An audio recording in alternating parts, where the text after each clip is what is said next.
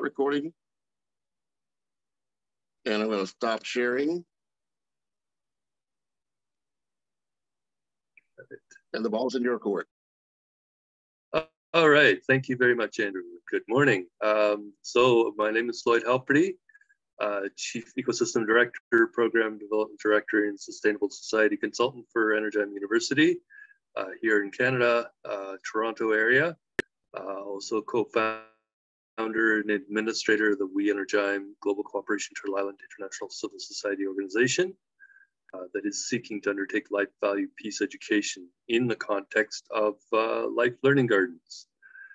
So today we start our 18th Indigenous Global Unity Summit, and to start our day, typically we do a land acknowledgement.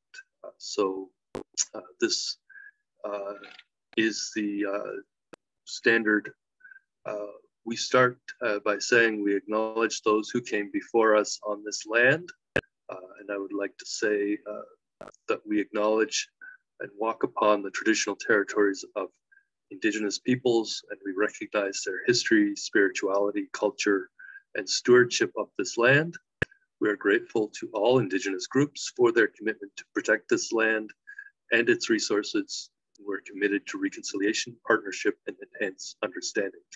We acknowledge the land we are meeting on here in the Greater Toronto Area, where I am, is the traditional territory of many nations, including the Wendat, the Haudenosaunee, and the Anishinaabe peoples, and is now home to many diverse peoples.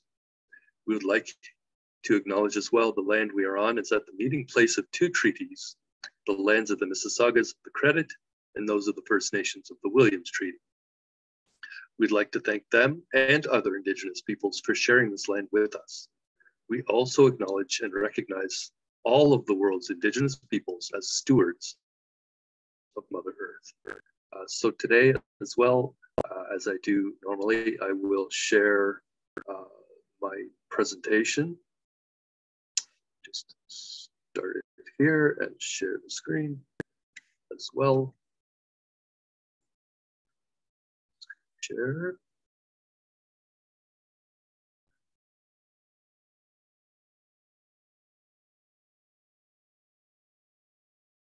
So actually, I will need to update this logo as well. It doesn't quite match the logo that was on the screen earlier. I need to get the latest update here. But what I would like to say is that I introduced myself. I am with Energym University. This is my contact information here. I mentioned We Energym Global Cooperation Turtle Island as well. The link is here. We have a primary site as a Facebook site. This was our origins. But also I am a Goodwill Ambassador for the 5 Points Youth Foundation in Los Angeles with a portfolio that covers Canada, La Francophonie, the Commonwealth of Nations, and Turtle Island communities. As a member of the Ad Hoc International Advisory Board of Goodwill Ambassadors and activists, seeking to empower our communities to engage with royal, Indigenous, and tribal leadership, as well as interfaith business and neighborhood collaboratives that leave no one behind. And I will put as well the links into the chat after this presentation. So here we are. These are many of the groups that we are building right now. I am a member of what's called we call it the Global Unity Business Group, which came together as a coalition of small businesses in order to establish, manage, and grow what we call the Global Unity Network. So these are members, the member organizations of the network, the Global Unity Business Group as a humanitarian enterprise, and Global Sustainable and Regenerative Development Corporation, supporting and promoting the local delivery of open source, regenerative, climate smart infrastructure set up as life learning gardens, along with a hybrid virtual learning platform that we call the VCN. So the Global Unity Business Group was created in order to formalize a process of localization of the SDGs, or the global goals, which is being done by the establishment of a global Unity network, which I mentioned, which so far includes a Unity Gardens network, a Unity Learning network, along with a Unity Health network, and an Indigenous Global Unity network, and many other dedicated Unity networks.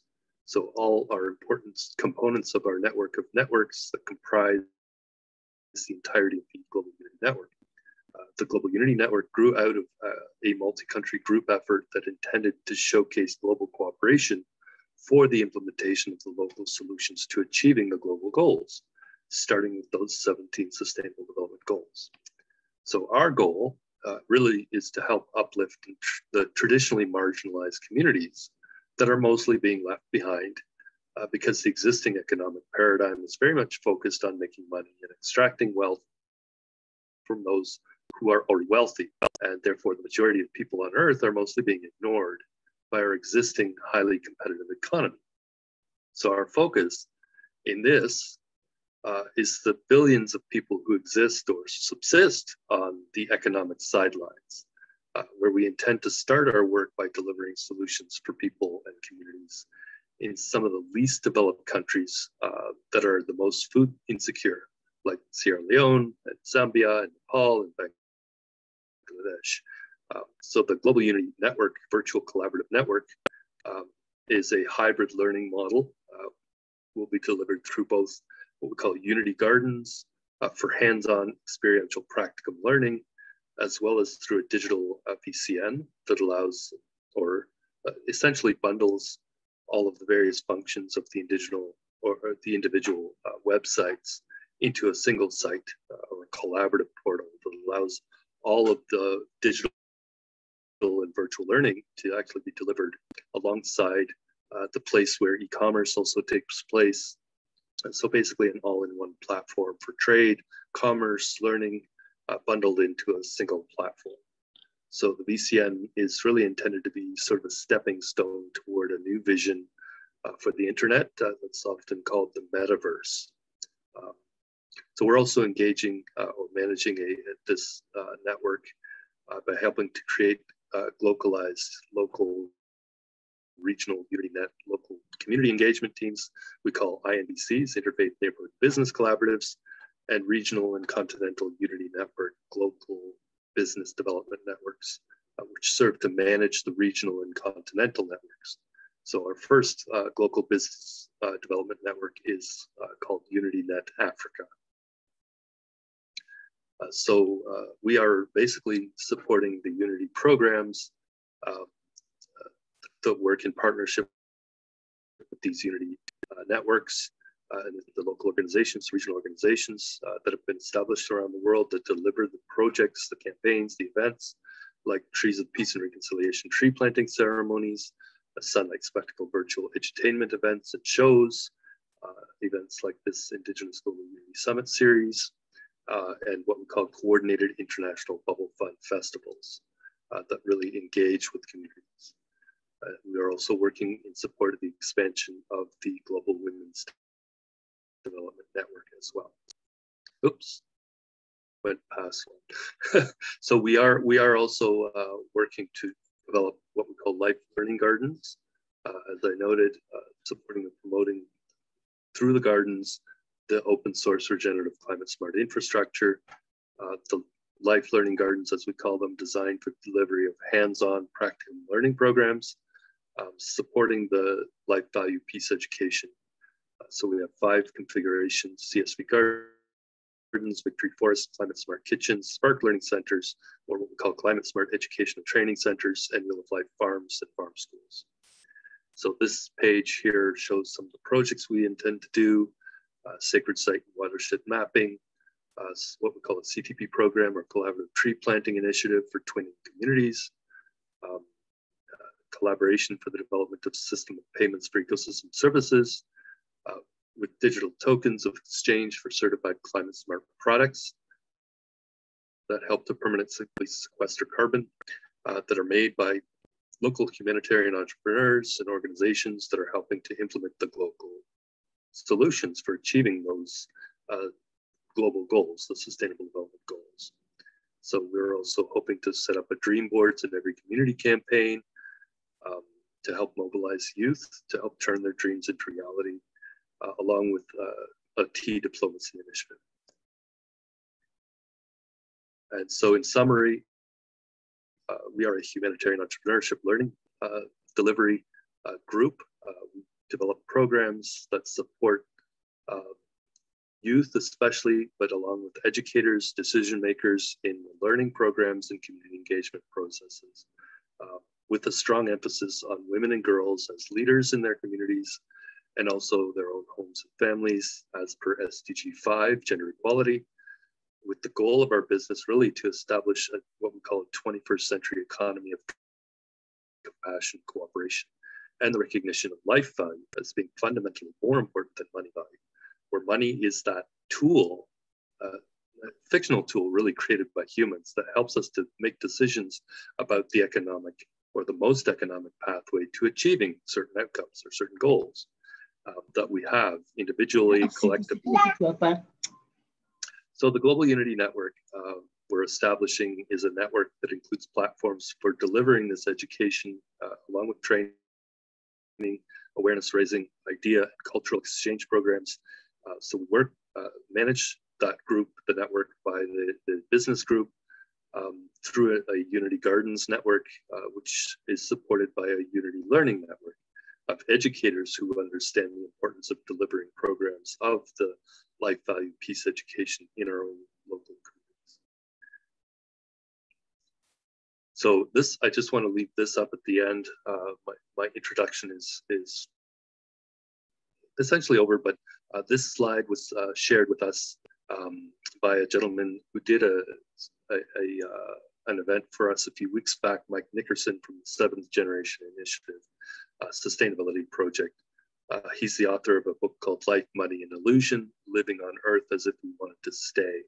And I thought this was a very important slide to keep on my slide deck so that people can understand what it is that we are trying to achieve.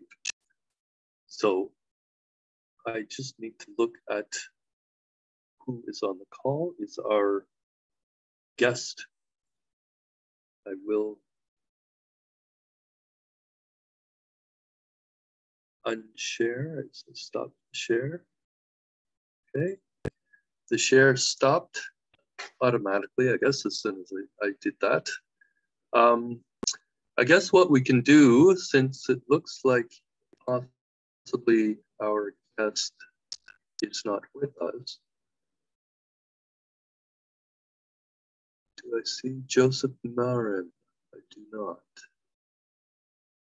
So Joseph Marin is intended to be our guest speaker today. He's not yet on the call. So possibly we can just go and do a roundabout today to have our guests on the call today introduce themselves and their interest in our network and the work that we're attempting to do. So I guess I can start with the women. We have Prophet Anyanwu. Perhaps you might want to say a few words, if you could unmute yourself.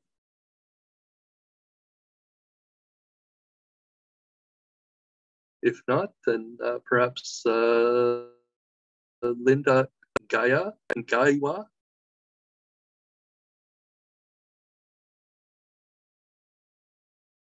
Or Jane Ngoroge.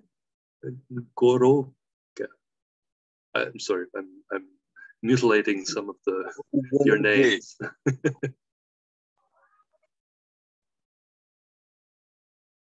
Yeah, good evening, Jane everyone. Jologe. Yeah, you got it right. Okay. Yeah, that's Jane Thank you, Jologe. Jane. Would you? Yeah, thank you, sir. And I thank you for inviting me to the platform. Thank you for the opportunity to be aboard and to present our desire to be in connection with what is happening and the SDG goals. I work for Tuikatane as the vice chair and in Kenya, and the chairperson spearheading the women empowerment program within Kenya.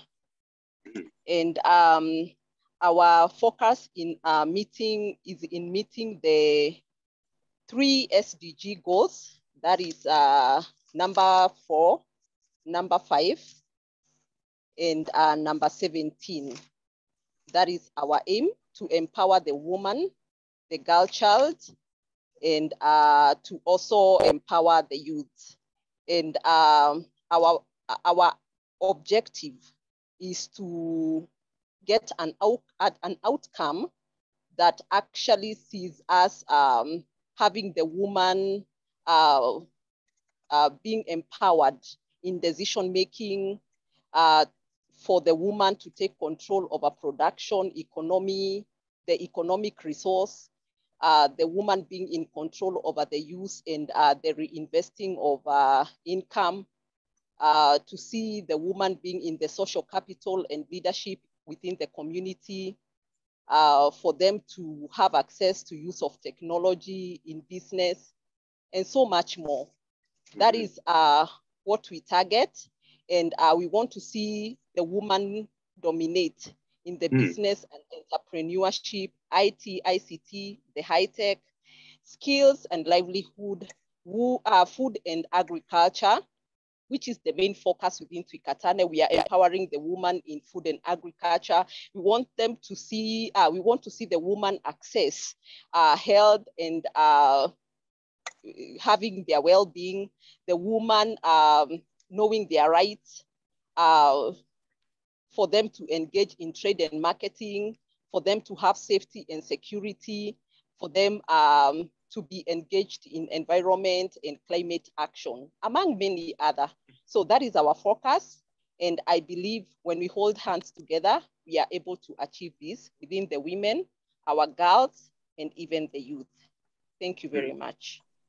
Well, thank you. And if you could put your contact information or your website into the chat, perhaps we could share your website or contact information as we move forward, if that's possible. Okay, I will do that, sir. Thank you. All right, Lloyd, back to you. No, it's very much in line with what we are trying to as well achieve. I think you mentioned, I think the SDG goals, I wasn't able to get them, but I think the SDG goals that you mentioned, just by all of the things in terms of climate, in terms of food and agriculture and technology, I think there's crossing a lot more than the 3 SDGs that you mentioned at the beginning. Obviously, I'm not sure. I don't remember. You mentioned SDG 5. I think that was 4, 5, and 17 is what you mentioned. But I think 13 is in there, because actually that's a climate action, and there's many, I think, others that are cross-cutting in the work that you're doing. So perhaps now we can have somebody else. I'm just looking, or is our guest speaker here yet? Doesn't look like it. Somebody is coming in on an iPhone.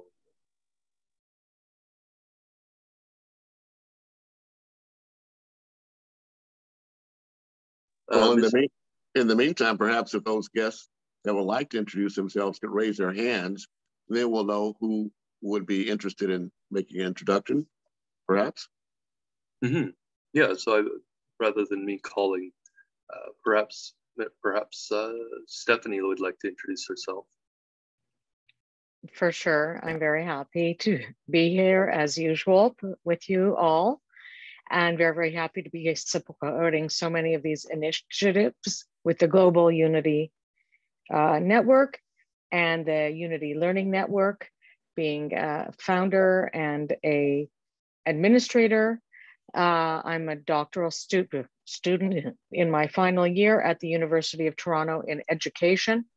And my particular focus is on education and systemic change, holistic education, and the well-being of children and school communities in the school years and the youth.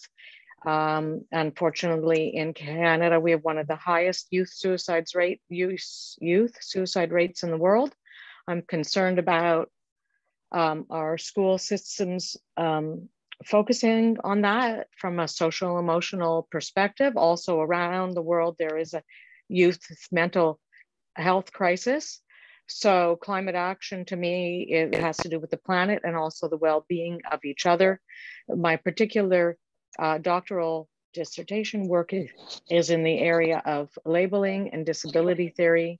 And so I went on to be a founder and director of the Maui Aloha Project Eco-Village Initiative, which is a global eco-village initiative, which is just similar to the wisdoms of all of our cultures, of all of our background that used to live in the village, and the whole village taking care of each other rather than isolated silos. The Eco-Village Initiative Maui Aloha Project is concerned with housing and food security, which has paired me and self-sustainability of the community, of the individual, and regeneration. And I have a background in play, a degree in play. I practice Qigong, yoga energetics. I like the arts. I love being outdoors, in nature, and this. And I believe that merging the outdoor spaces as stewards of the planet with the children who are not outdoors, they're indoors in school every day, sitting and not breathing fresh air and not interacting with the natural spaces all over the world, the green spaces and the blue spaces, the waters, which have so much healing power, and also the healing power of play, being able to, cross cultures and cross language and throw a ball out for children to, joyfully engage. These are important to merge these spaces. And I believe that these initiatives that we're associated with, whether it's new paradigms for living and learning, I think that now it's a time for transformation, and it's a time where we can systemically teach our children, teach our youth how to engage in Mother Earth, on Mother Earth, and with love and gentle kindness with each other. So thank you very much. I look forward to the future with us all. Yeah. And make sure, of course, you put your contact information in for those new guests. I see Prophet Alanimu has her hand raised, so I'll turn it over to her. Francis, you'll have to wait until the women get through. Prophet, ball of your court.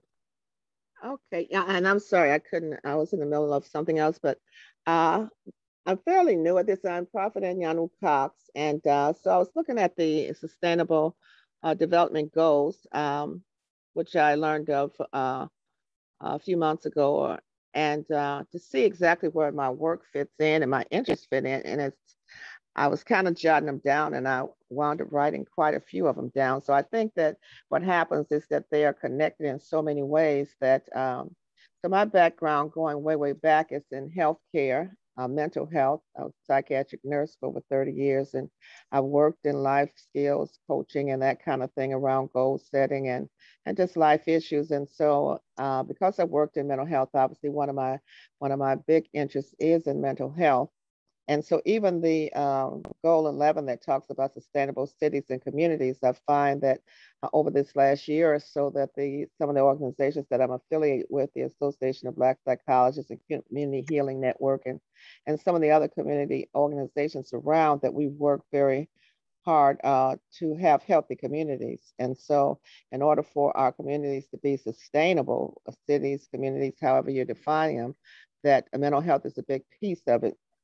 And mental health actually is a big piece of all of them, because in order to even to have quality education, gender equality, all these things have come back to mental and emotional health. And it also gives us an ability to have peace with others when we can find some peace within ourselves and resolve for the traumas that we've been involved in or been affected by over our lifespan. And so certainly 17, also the partnerships for the goals, being able to come together with different organizations, which I have been doing over for some time, for years. As a matter of fact, in order to get anything done, it takes community to do that.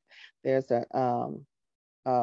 one saying that we have, that we are each other's medicine. And so in terms of health and wellness, that we do need to come together in partnerships. We need to be able to heal individually and collectively.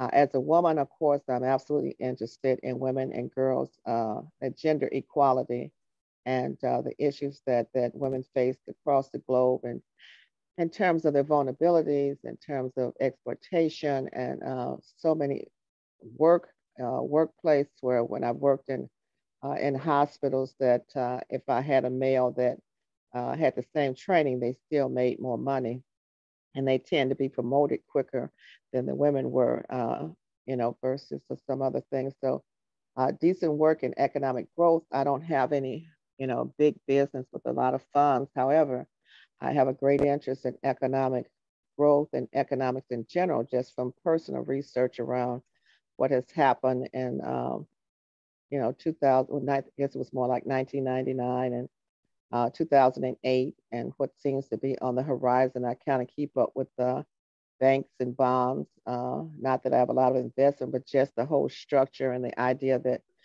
the average citizen doesn't really understand what the dynamics of a debt-based system looks like, and some of the high risk factors that go into a debt-based system, and the vulnerabilities in it that could affect the economy for those who have and those who have not. And of course, those who have not are always affected to a greater degree. So certainly, for me, as I look at them, that they work together very closely. So that may cover all of the ones that, but yeah, I have a lot of interest, but most of mine revolves around health and wellness. And so let me say this too about health and wellness. Also, a particular interest is holistic. I think the National Institute of Health calls it complementary and alternative medicines, to be able to benefit from some of the traditional medicine, holistic practices, non-pharmaceutical as much as possible, that there's a place for each one of them, and that prevention is better than a cure. So I'll end with that, and that's what I come to the table with. Thank you. Well, thank you. And again, please put your contact information in the chat and any website that you wanted to share with. Thank you so much. Yeah, and I really actually appreciate that last sentence. You said prevention is better than the cure. I mean, I think there's very much. I think that was something that my mother actually always had drilled into my head, is that just the number one thing for you to do is stay healthy. Stay healthy. She would always say that, because she was sick, and I could see it. She would be unhealthy. She said that the number one thing you need to do is stay healthy, because you don't want to be needing to visit the hospital. You don't want to be of ill health, or get to the point where you're of ill health. So the first thing you do is take care of your body, take care of your mental and physical health. That's number one. First thing. My wife said this same thing actually when I first met her. She said life is like a bunch of zeros, and there's a one at the beginning, and that one. So there's a bunch of zeros, and if you think of numbers, right, and that one at the beginning is your health. Without that one, all the rest of life is nothing. Well, I see Francis' hands is raised, but first of all, I'd like to go ahead and play the brief video about the 17 Sustainable Development Goals, just so we're all on the same page. So if I may, I'm going to share my screen briefly. Yes, okay, then we'll get back to that. Sure.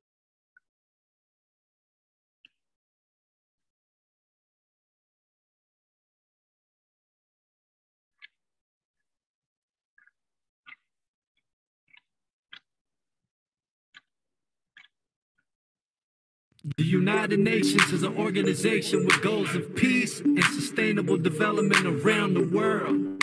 Their mission is huge, but we're breaking it down in 2 minutes. 17 sustainable development goals. Let's get to them, cause the more you know. Look, in some corners of the world today, people are living on $1 a day. Hey, that's not how it ought to be. So go 1, eliminate poverty, and go 2, root out hunger across the globe. There's 800 million people hungry if you want to know. Number 3 is health and well-being, and getting people the health care that they need in. Learning in school are the hard to go for. Education opens up minds and doors. Goal number 5 is empower girls and women so they can have the same rights that men are given. Number 6, people need water that's clean. Poor sanitation can spread disease. Carbon-free energy is goal number 7, and how to achieve it is a question that's pressing. But if we put our minds together and work hard, we can find a solution, I'm guessing. 17 sustainable development goals to improve life all around the globe. Protecting human health and the environment. Whatever bed we make, we gon' have to lie in it. 17 sustainable development goals to improve life all around the globe. Protecting human health and the environment. Whatever bed we make, we gon' have to lie in it. Now imagine that you work all day for no pay. Economic growth and decent work is goal 8. Goal number 9 is to foster innovation in infrastructure and industrialization. Goal number 10, inequality reduction. 11 is sustainable city construction. 12, well, that's sustainable consumption, so what we use matches up with production. Goal 13 calls for urgent action to combat climate change, cause we know what's happening. 14, protect life under seas. 15, protect life on land. Goal 16 is for peace and justice. All over the planet, they're in high demand. And the final goal, number 17, is the critical factor, the heart of the machine. It's the strength in the way we achieve these goals of sustainable development around the globe. Yo, 17 sustainable development goals to improve life all around the globe. Protecting human health and the environment. Whatever bed we make, we gon' have to lie in it. 17 sustainable development goals to improve life all around the globe. Protecting human health and the environment. Whatever bed we make, we gon' have to lie in it.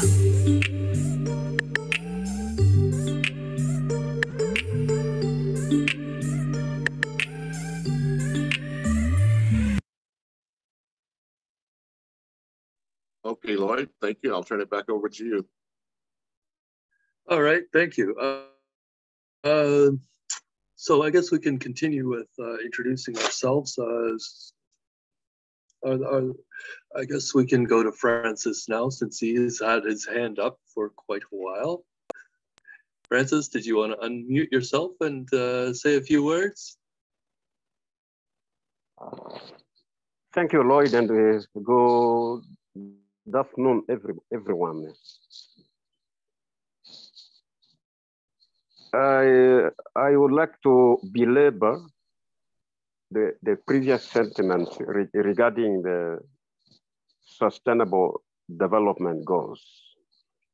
In the previous meeting, which took place last Thursday, I indicated that before we talk about sustainable development goals, we need also to look at what made the Millennium Development Goals fail.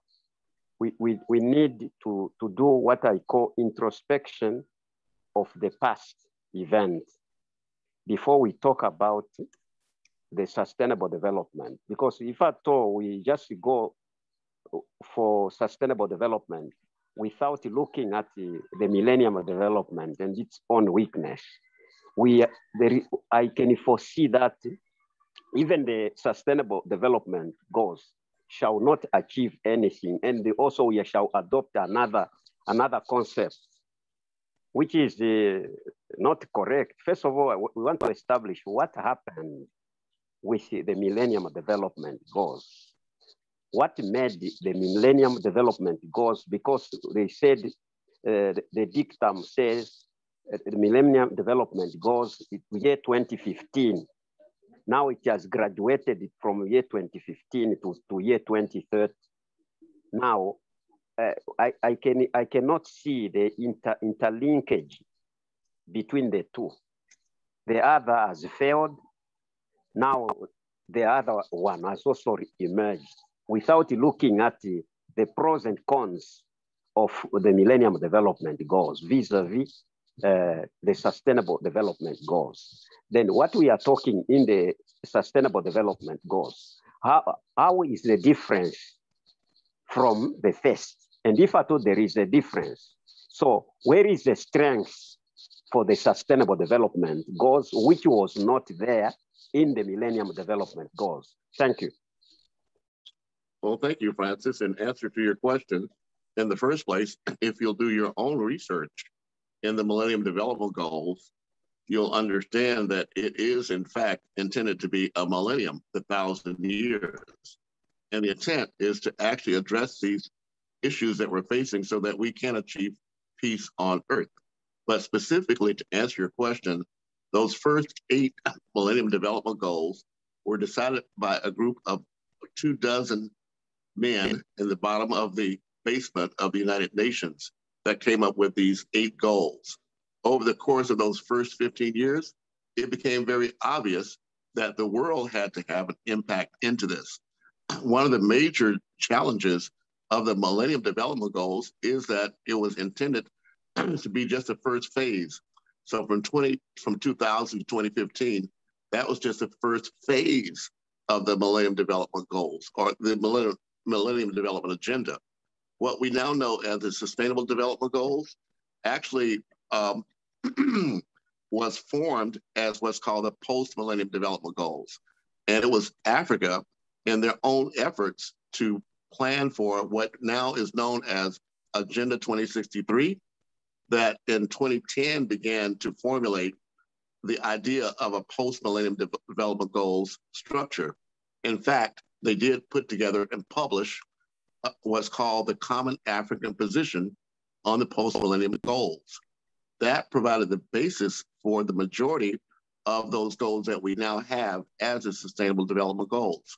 However, rather than have just a few members decide what those goals, 8 goals were, and just to remind everyone, goal number 8 was Global Partnerships for Development. So now that we have the Sustainable Development Goals, goal 17 is Global Partnerships for Development. So to me, there's a continuity between the Millennium Development Goals and the Sustainable Development Goals can only be determined if you look at the entire history. For example, it was the ASEAN, the Association of, Lloyd, you might have to help me out here. I believe it's Southeast Asian Nations.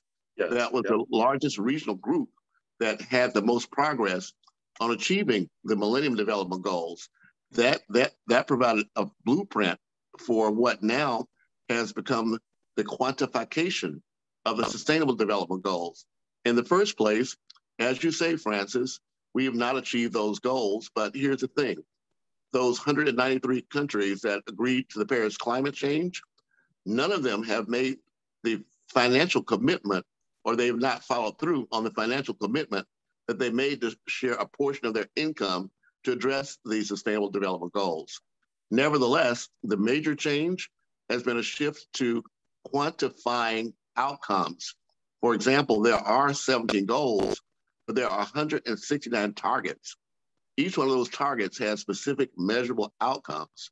And there is, in fact, a push right now from the United Nations Global Compact in particular to move to break down this next 10 years into 3-year cycles. So now we're not talking about goals that are happening in 2030 when we have the climate crisis that just happened. We have the pandemic. And so the changes in the world to adapt to these changing times can be found in the blueprint for the Sustainable Development Goals. Now, I do not agree, support, or condone most or many of the objectives of the United Nations itself, but I do see the Sustainable Development Goals as one of the key ways that people around the world can find ways to align their efforts so we can create what we call a worldwide community resilience network. In closing, I will say that I'm fully committed to working with everyone here to help identify ways that we can work together, because it's not the lack of people working towards the Sustainable Development Goals. It's their ignorance about what the goals are. And with the commitment now of trillions of dollars to be spent by major CFOs, corporate financial officers, only those non-governmental organizations, and in my case, the small and medium enterprise businesses, it's only those that themselves identify their own participation that can participate with the benefits as we go forward. So I'll rest it there. Thank you so much. Yeah, it's always great to hear the summary that you were able to provide because you have been involved in this process for so long, Andrew, that we all learn from you every time you are able to explain to us a little bit of the history, because I think a lot of people, I think even just as Prophet Anyanwu noted earlier, she just learned about these Sustainable Development Goals, probably, I think she said just a month or two ago. So well, I have this is still new. As a member of as a citizen of the United States, my own country has been the one that's been failing most behind in this work towards the Sustainable Development Goals.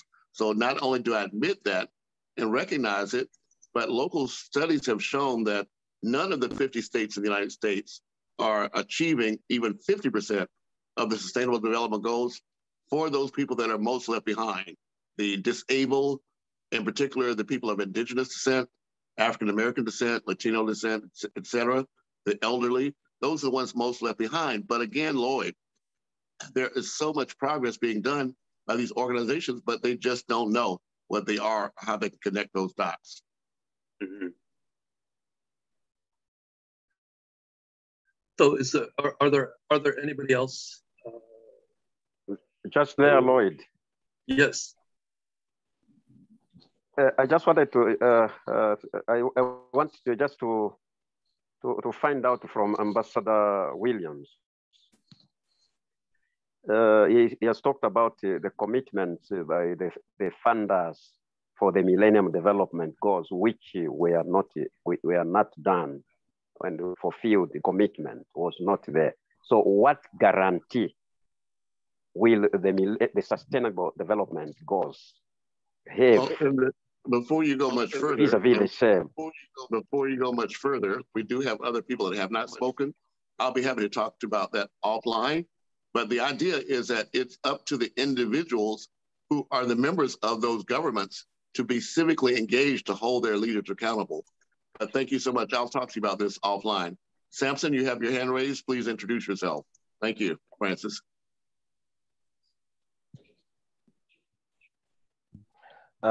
Thank you, Lloyd and Ambassador Andrew, for this great and this powerful discussion. I hope everyone can hear me. Yes, we hear you clearly. Thank you very much. Yes, we can hear. I am Reverend Samson Oluoch, the National Chairperson of Tukatane EV Kenya. Tukatane EV Kenya is a registered NGO. I don't hear Samson. Am I the only one? Yes, sir, Bailey. We all hear him. Are you getting me?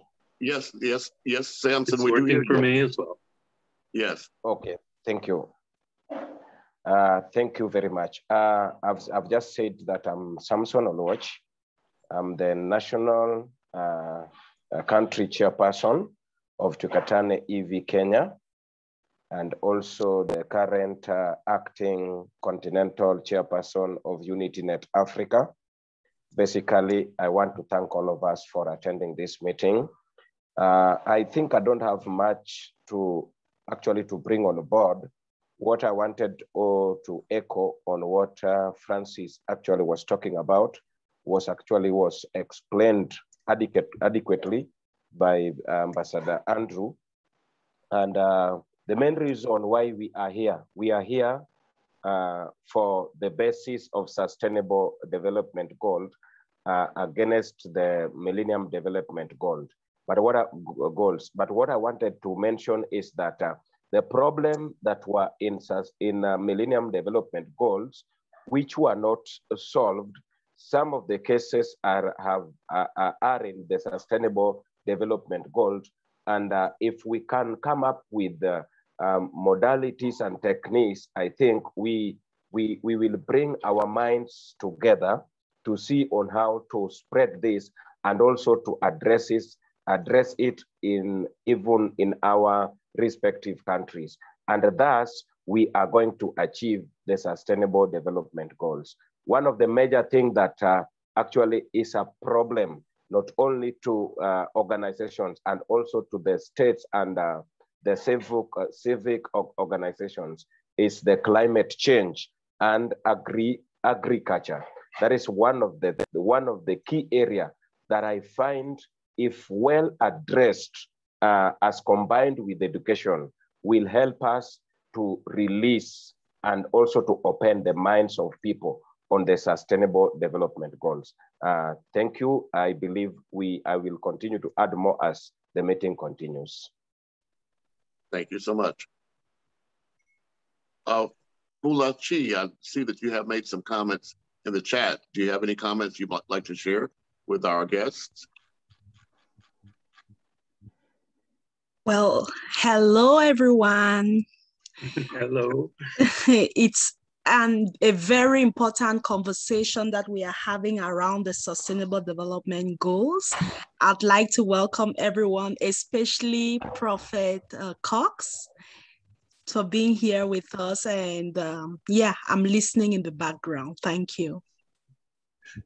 Did you want to mention about your organization at all? All right. Who you are? Always, I assume that you guys know me so well.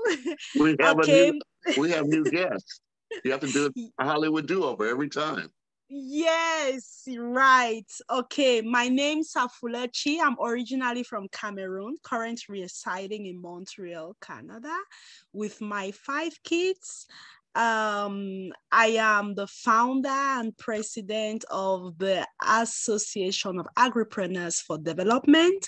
The reason for creating this organization was to pool resources to support our young entrepreneurs back in Cameroon, where I used to be a trainer.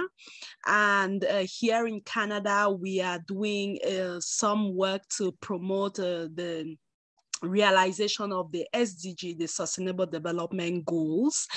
And we are working in partnership with a few people here already.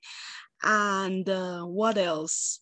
This is my humanitarian undertaking. When it comes to my lucrative business, I am a business finance coach. I have, what I do is that I was happy, actually, let me regress a bit. I was happy when Prophet Cox talked a little bit about her knowledge in economics. My academic background is equally in economics.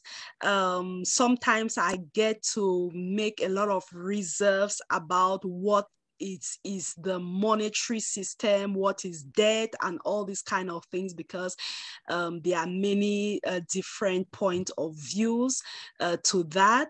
But what I really encourage people to do is to create wealth for themselves.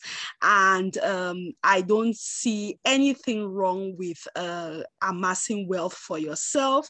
If we have Bill Gates Foundation, and they are doing a lot of promotion of malaria research and all of that. It is first and foremost because he was able to create wealth for himself. So I really promote the creation of wealth, and that's even why my organization exists, is to pool resources and help these youths to create wealth for themselves. What is most important is do not hamper the environment. Let there not be some depletion in the environment in such a way that it is irreversible, so that generations to come will have a negative effect or suffer from the wealth that we have created today. So I have a program that is coming up. very excited to share about it. It's actually for women, showing them how to use their talents to create a lucrative business online. And yeah, I'll be very excited to share that whenever I have the opportunity. Thank you. Oh, thank you, Fula, so much. Two notes is very important. There was just a report yesterday that the entire world is subsidizing fossil fuels at the rate of $11 million a minute every day. And so in order to address the climate change, we're going to have to address these major issues. And it's going to be up to us as individuals to put more pressure on our representatives. But Samson, I wanted Fula to share that with you because in particular, your work with agriculture in Kenya and as a continental representative, I believe we have to connect the dots. So I would urge you and Fula to connect because in addition to what we have our guests here, we are also representing other organizations that are not here. For example, the Indigenous, International and Indigenous Women's Day Conference for 2022, they're intending to mobilize over 500,000 women around the world to be able to connect the dots. Just this past week, we graduated the first 150 interns that are dedicated to promoting the idea of empowering women worldwide. So Samson, I do want to encourage you to connect with Fula and vice versa to find ways that as we progress these meetings, we actually have outcomes and we can come back and report on how we're working together, which is Sustainable Development Goal number 17. All right, Lloyd, thank you. Back to you. Actually, I'd actually like to invite Fula, if she is willing to do so, to perhaps join us at the Unity Network Africa Secretariat, which Samson and I and Andrew and others have created recently. So we would like to bring in more women to have a gender balanced decision-making structure. We have mostly men right now, so we were hoping that we can get more women. We actually also invited Shepe from South Africa as well, and she's a member as well. She's likely, possibly going to be serving as an advisor, but we're hoping to have a meeting fairly soon. Maybe you can put the information in the chat, Lloyd, so that people can attend or join or find out more about it, because the whole point of this is for us to share our resources. So I think it's important for you, Lloyd, to take the lead there because you have everything at your fingertips, so to speak. Let me see if I can find that here then. One second. It's not quite right at my fingertips here. Well, David Aaronkrantz, you were one of the first people here. Thank you so much for joining us. Do you have any commentary that you'd like to make or introduction of yourself? And then Sir Bailey, perhaps? Dr. David Aaronkrantz. I do have a vocal cord disability, so bear with me. I'm a retired doctor of public health. I say retired, but I'm active with about 7 or 8 international and domestic public health and anti-poverty organizations. I serve as the Vice President for Health with the World Conference of Mayors. Currently, I'm working with them, and it also with Herschel Daniels, who's founder of the African Diaspora Directorate and the Friends of the African Union. We participated in the UN Food Systems Summit a few days back, and we're now actually in the planning stages to mount an international conference in May, which would be held here in Philadelphia. And everyone is invited to join it. It's going to cover all of the sustainable development goals. We're still in the planning process. We're meeting with Mayor Kenny of Philadelphia to work things out. And we're also trying to get Congressman Dwight Evans, whose jurisdiction is Western Philadelphia. He's a member of the Congressional Black Caucus, but he's been very active in everything we do. So we're hoping to get his support. I've also been recently to Gambia, and in June was on the ground there, working in healthcare delivery with Dr. Gabo Mendy, a family practitioner from New Orleans, who invited me to come and work with him. He's a native Gambian. We're constructing multi-layered health systems across the entire country of Gambia. And yesterday, we had a very successful meeting to work on goals for setting up clinical support. We have found a health model in Cleveland, and the people there are very willing to share their knowledge and training. And we're also working to create a one-stop supermarket patient database for Gambia. I'm working on that with Herschel Daniels and some people here in Philly. We're going to use the Veterans Administration VISTA database model. So we'll be looking to create that with Dr. Mendy across Gambia. And like I said, the system, you would be able to insert a patient's name and get a complete case history on the person, where he's been treated, how he's been treated, for what, etc. I'm also with 2 Philadelphia chapters of 2 international health organizations, Partners in Health and Results. And we do spend much of our time lobbying Congress. All of you will be happy to know that we're lobbying members of the House and the Senate for increased funding for the Global Partnership for Education. The partnership is an NGO, and it's particularly focusing on girls and young women to ensure their access globally into quality primary and secondary education. President Biden wants to give $430 million over the next 3 years to the partnership. Frankly, people, that is not enough to keep the partnership going at peak efficiency. We are lobbying Congress, who will, in this case, make the final decision on funding, not President Biden. We're lobbying Congress for $1 billion to be distributed over the next 5 years.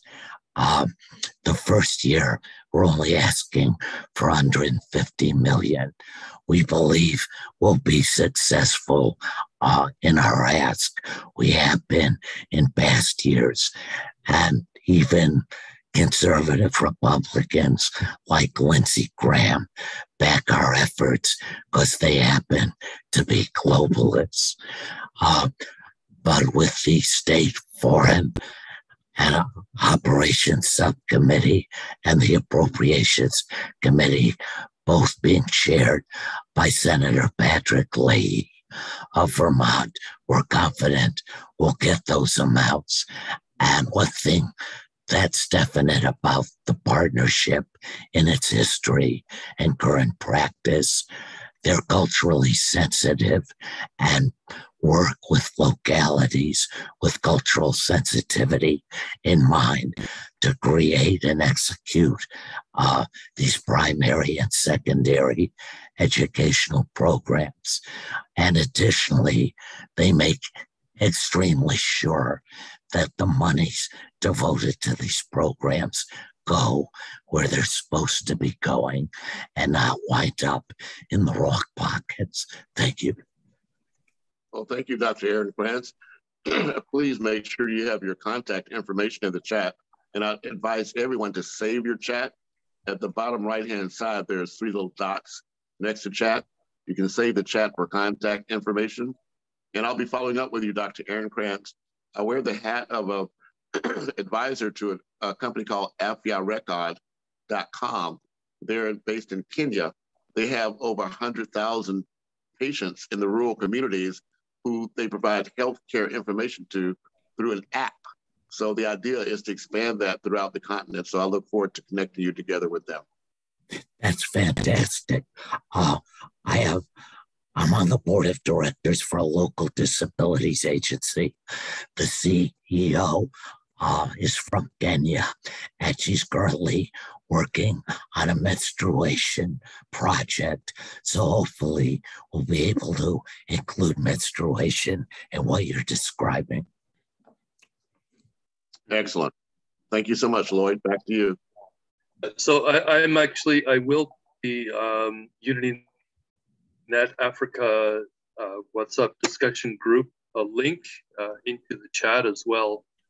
If anybody is interested in joining that discussion. I think what Dr. Aaron Krantz has just suggested as well around the meeting next May, I believe he said, it aligns with what we're already discussing with regard to planning for the Unitynet Africa initiative. Right now, we're potentially planning to divide that up into 6-year chunks and align it starting in 2022. So the first 6-year chunk would be 2022 to 2028.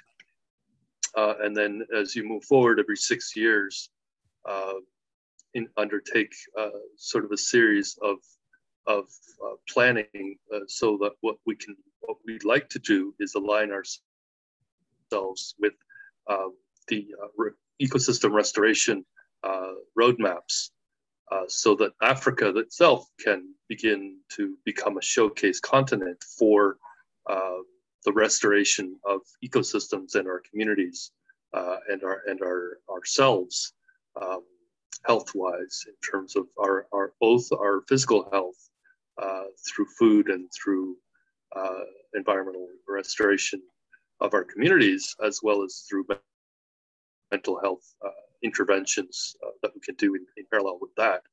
So that aligns with next year's Convention on Biological Diversity, I believe it is.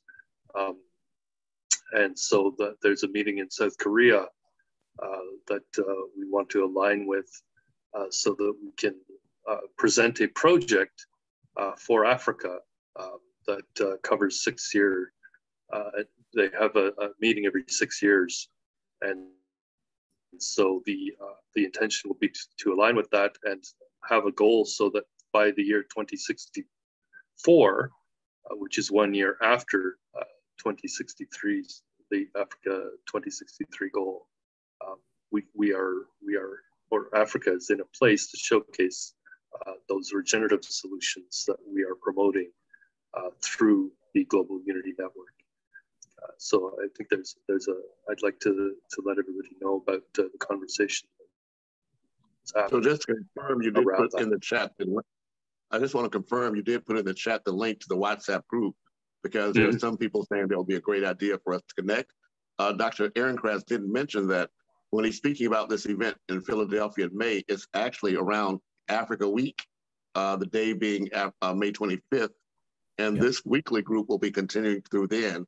So the idea is for us to align our efforts to leverage the collaboration that we have here through this network. And as we invite people to come on a weekly basis to have an action plan that we can deliver ourselves. Yes, yes. And this is our idea. Is what we want to do is essentially create a map, a roadmap, an action plan that can be funded. So we won't have the funding ourselves necessarily, but we will have a proposal that we can put to go toward at these big meetings that are happening, these global meetings that only happen every 6 years, but will happen also in May of next year. I don't know the dates. I think it's early May, probably the first week, but I can get the details of that. If we have this discussion, we've already had initial discussions on this, but we also, as well, we have a Unity Health Network, we have a Unity Environment Network, we have a Unity Biodiversity Network. We have all of these different, try to focus the discussions on the different sectors. For instance, Stephanie being here as the administrator for the Unity Learning Network. So we have all of these focus groups, the idea being to bring all of these individual discussion groups about certain subjects together under this larger, what we call the virtual collaborative network, so that we are all together in one virtual space where we can have cross-collaborative discussions between the different individual groups that are focusing on one individual subject of concern.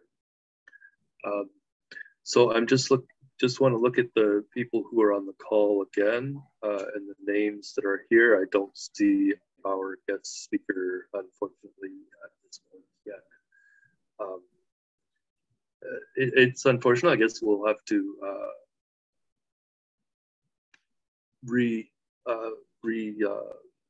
find a new date for our guest speaker.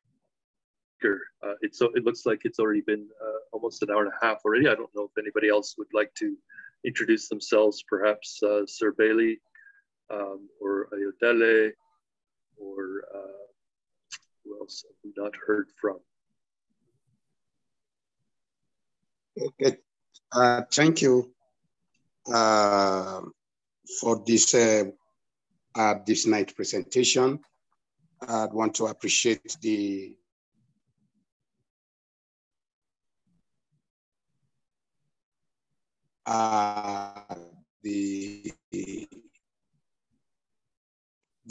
Indigenous Unity for organizing this programs, this presentation that bring different organizations and different, especially to discuss how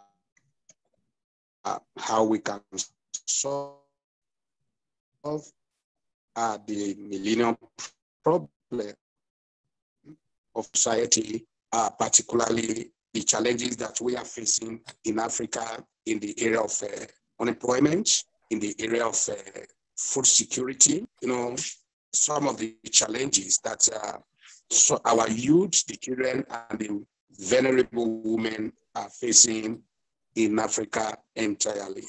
From the presentation of Madam Jane Joroge from Kenya, because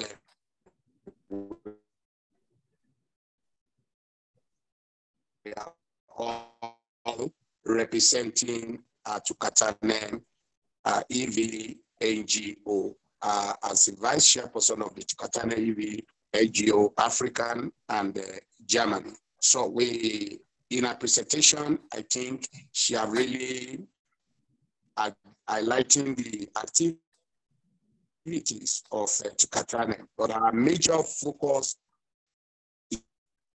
is how we can, you know, solve the problem of unemployment among the youth, because the gap between the vulnerable and the allied wide. And likewise, among the women, you realize that a lot of vulnerable women in Africa are, you know, they are far behind because of the, you know, the policy, especially the African culture policy and the government policy is not favoring many of them. So that's why you see that there is a lack of equity and justice in Africa, which is really affecting many people. So likewise, Reverend Samson has also explained the activities of Tukatane in Kenya, in Africa, but Tukatane is not only in Kenya, but we are in Africa with the same goal of how we can solve the problem of the youth through empowerment, agriculture, and education. I want to, the area where we like to lay emphasis is area of collaboration, because we need a joint effort, especially to solve the problem of Africa. I want you to understand this.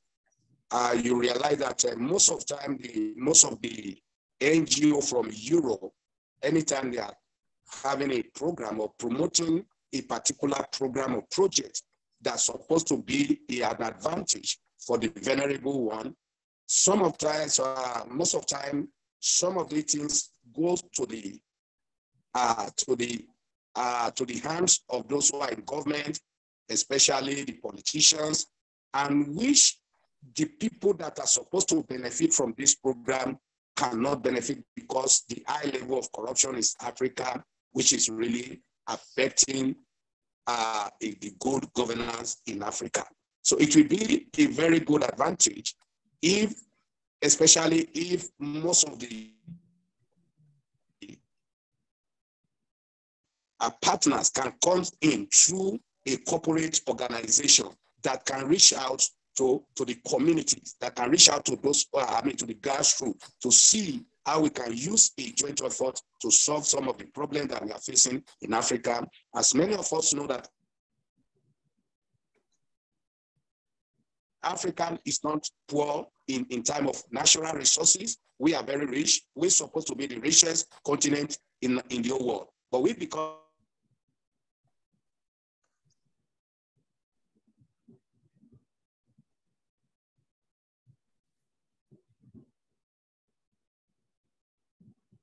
seem to have lost much of the audio here. Yeah, that might have been frozen. I'm not sure. We'll give them a few seconds to see. Yeah, I wanted to mention as well on the point that Adela was making with regard to engaging at the local level. That is actually process of localization that we have and are continuing to develop with the planting of the trees of peace and reconciliation and the establishment of the interfaith neighborhood and business collaborative at the local levels through that process to really engage locals in local communities rather than sort of going through the top-down process of connecting with the national governments and then the regional governments and so many levels.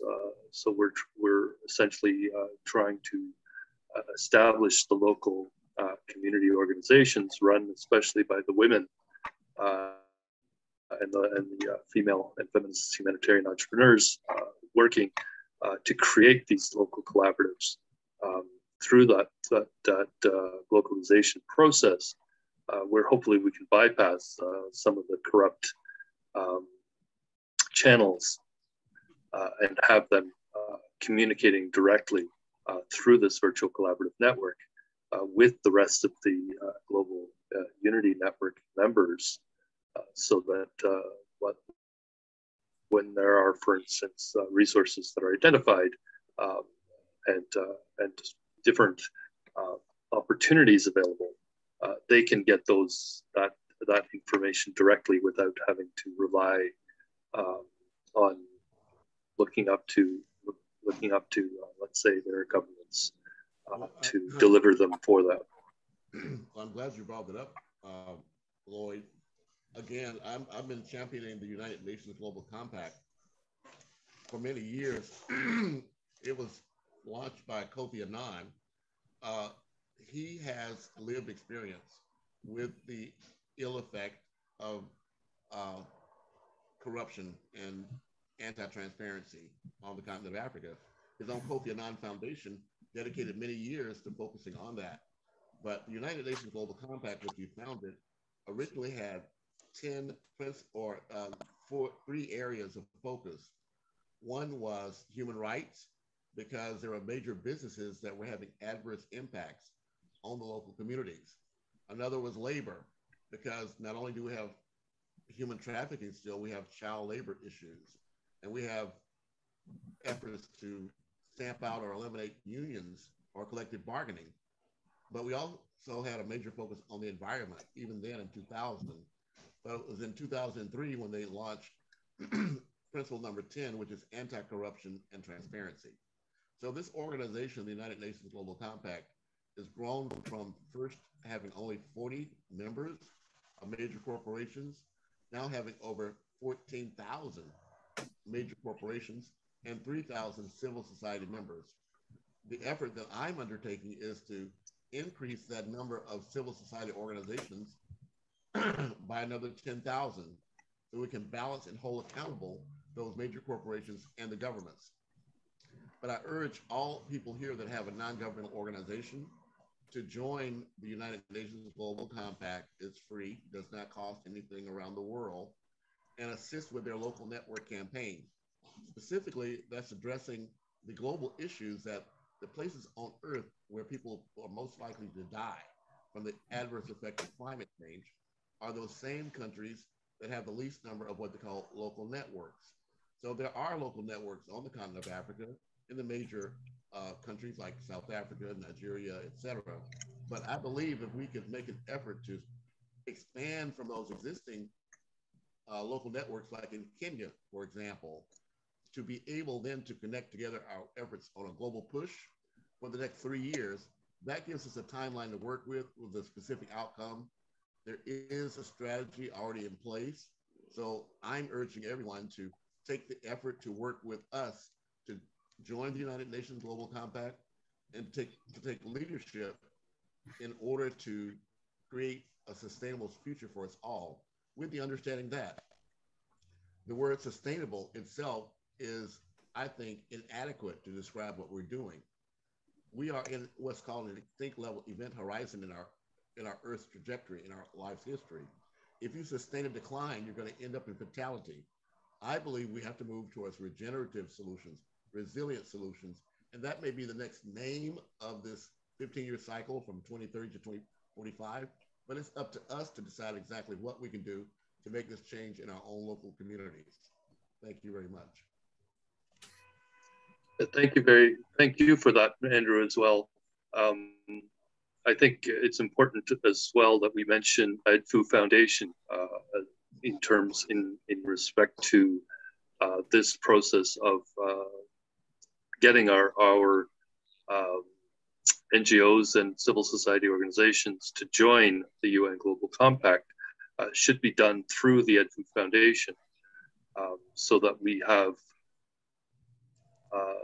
basically a channel for us to assist those NGOs, those organizations to report, because that is an important aspect of joining the UN Global Compact, is to actually report on the progress that you are making. So when you join, you have obligations to report on that.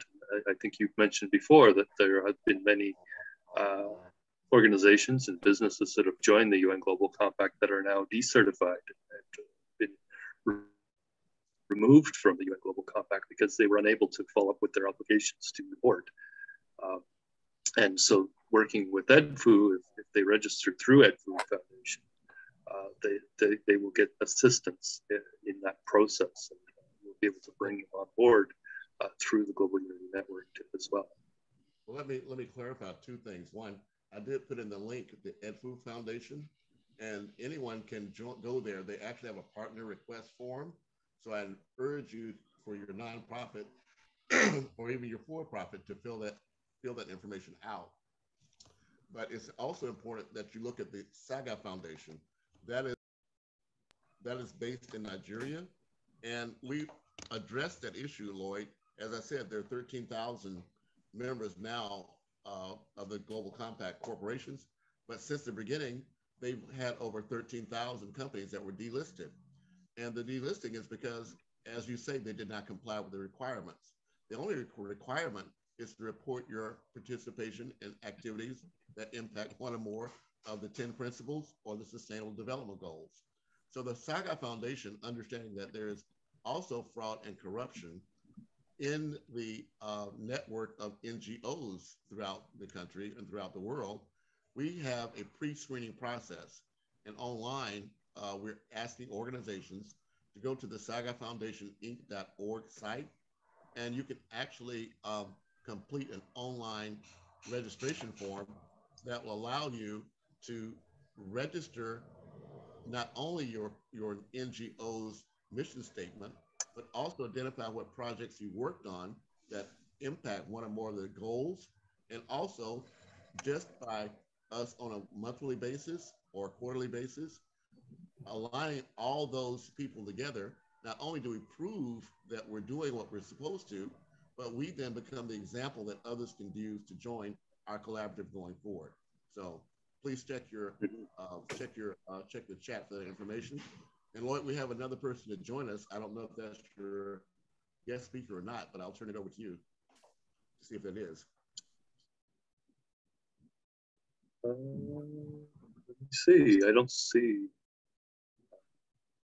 who has just joined us. I'll let somebody in. Let's see here. It was. I guess they couldn't join. We're having people that are having challenges. But at any rate, we're now into the 90-minute phase. We're approaching 2 hours. I really want to thank everyone for being here. And we typically open the floor for any information that's good for the house, so to speak. But the floor is open for any comments, questions, suggestions, or if you'd like to have a presentation in our upcoming weekly event, let us know what that is so we can add it to the agenda. So I'll put my contact information in the chat as well. I'm doing likewise. One of the things I would like to mention though as well, I think as we just talked about the process of I guess registering these NGOs and into the UN Global Compact and the plan over the next 3 years for creating the local networks, especially in the vulnerable communities, in particular in Africa. I think this could be one of the projects of Unitynet Africa as well, to assist in the establishment of these local networks under the UN Global Compact. So once we do establish the Unitynet Africa, as I believe the proposal has been to create a non-governmental organization, nonprofit in Zambia under the guidance of Francis, and/or in Kenya under the guidance of Samson, that we would then move forward with these longer-term plans. And I think that can be one of them for sure. Well, Samson's hand is raised, so perhaps you can address that. Samson, balls are your court.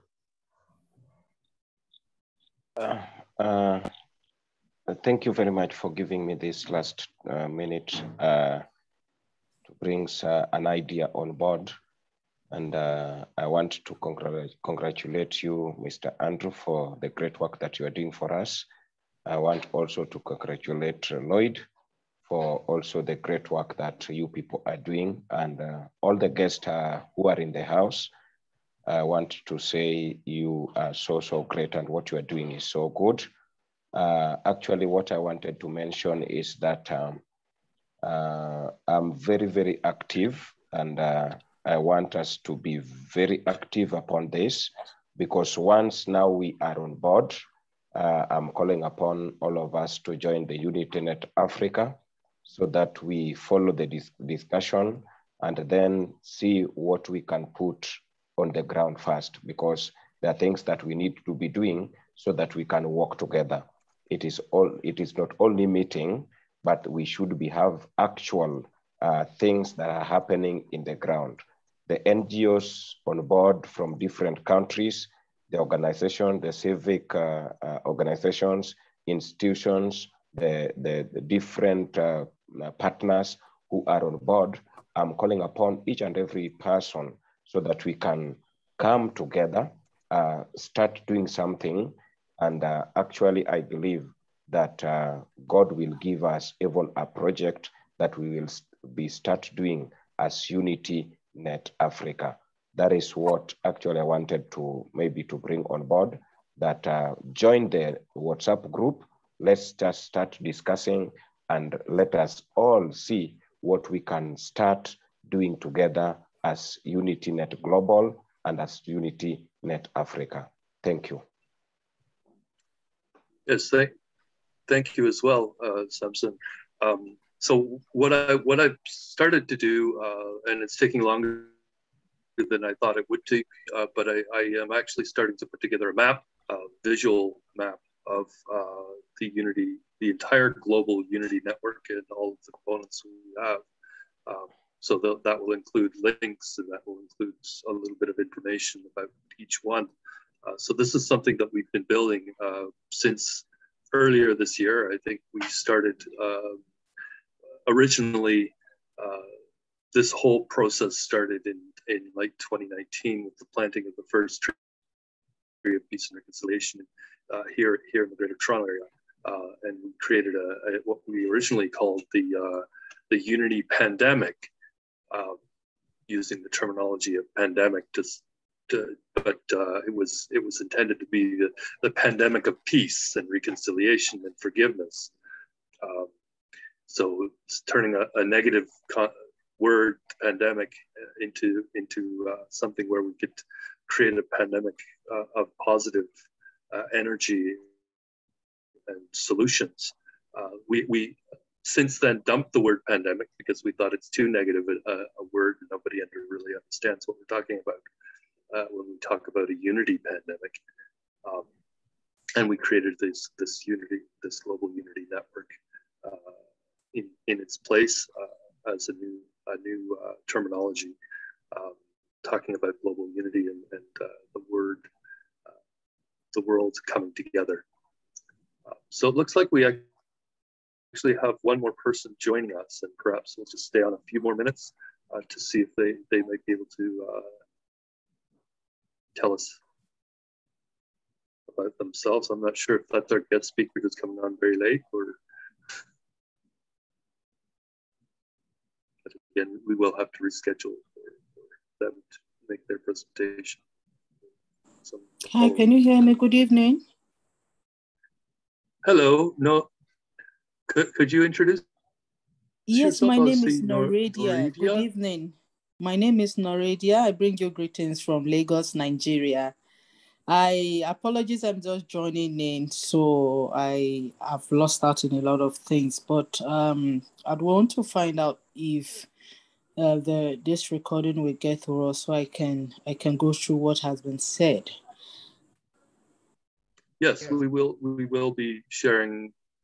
Can share the link with you as long as you provide your contact information in the chat. Okay, I'll put my contacts, my phone, and my email on the chat. I work with children. I manage children in my local community, where I provide food for them, for the vulnerable kids, and I do books, food, clothing, as a charity work, myself and my 3 daughters. So I am happy to join this group. I'm looking forward to knowing what this is all about. Thank you. Also, we're streaming this live on Facebook, so it will be available from the beginning if you go to the Encounter Think Tank group. I put the link in the chat, and also, Lloyd, you may have to put the WhatsApp group back into chat. Because if you join, you may not be able to see the previous postings. But thank you so much for joining us. And if you have a non-governmental organization or website or your own personal one, please make sure we can reach you already. And thank you so much for joining us. So I will put in the Unitynet WhatsApp discussion group link as well, one more time into the chat. We do as well once we join there, as I said, I'm developing this map, and we'll share that with the members of the group so they can join the other discussions like the Unity Health Network and the Unity Environment Network, Unity Biodiversity Network, and all of the related discussions that are focused on these different issues. And of course, we have, we didn't start with the Unitynet Africa. We actually started with, I believe the first one was possibly Unity Network Kenya. Very first one last year when we called it the Unity Pandemic Group. And that then we created the Unity Network for Sierra Leone. We now have a number of different Unity Network local groups already established. For instance, in Sierra Leone, and my colleague Carlos isn't on the call today, but Carlos has been managing that along with his team in Sierra Leone. We are very much focused on the least developed countries as a starting point. So that is actually our mandate of leave no one behind, and using that philosophy to really take our programs or bring our programs first and foremost, those Unity Gardens, and delivering access to the virtual collaborative network to the least developed economies and those communities that are most in need and furthest left behind. Those are the first and priority communities, rather than sort of looking only at the larger, more prosperous places first. We are using the LNOB, leave no one behind philosophy to address and deliver these solutions in those communities first. So I'm hoping to also hear possibly from Sir Bailey. Yes, wanted to say thank you to both of you guys. We're here, we have a garden, Victory Garden. It was a great conversation last night with Joan Kerr. I love to nominate these young people as ambassadors. We're about to begin a project. Hey, anybody ready to share on their nation? We got people on from around the world. They want to hear from you guys. You ready? We'll come back in just a little bit. But we also have a gardening class that's going on in here. And so we just wanted to, let you know that we're here. We also are talking about the immigration and custom enforcement. A lot of people don't connect the dots. And it's just exciting that this group is connecting the dots between environmental justice, emotional wellness, and the politics and history of life.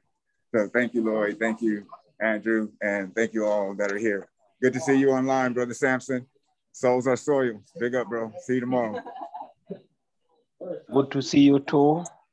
God bless you. See you tomorrow. Thank you very much, Sir Bailey. It's always good to hear from you. So we are again approaching the 2-hour mark. So if there's any last statements or comments that we'd like to hear from anybody. If not, I think we should probably close our event. Anybody, if they wish to put up their hand or unmute themselves, can say some final words.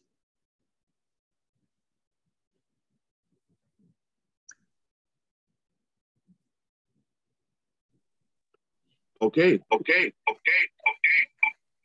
Well, thank you so much for joining us. And as Lloyd says, unless there's any closing thoughts, we're going to close it out. Now's that time.